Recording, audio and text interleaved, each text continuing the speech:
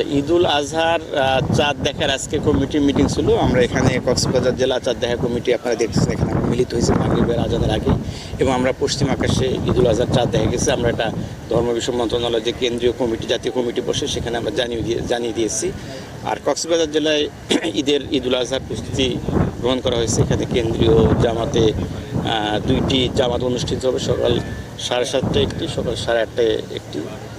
এছাড়াও ঈদুল আজহার কুরবানির বর্জ্য ব্যবস্থাপনা বিষয়ে কক্সবাজার পৌরসভা সহ সকল দপ্তর সংস্থার সাথে আমরা সমন্বয়ে গতকালকে সভা করছি, যাতে দ্রুত এই বর্জ্য অপসারণ করা সম্ভব হয় যথাযথভাবে।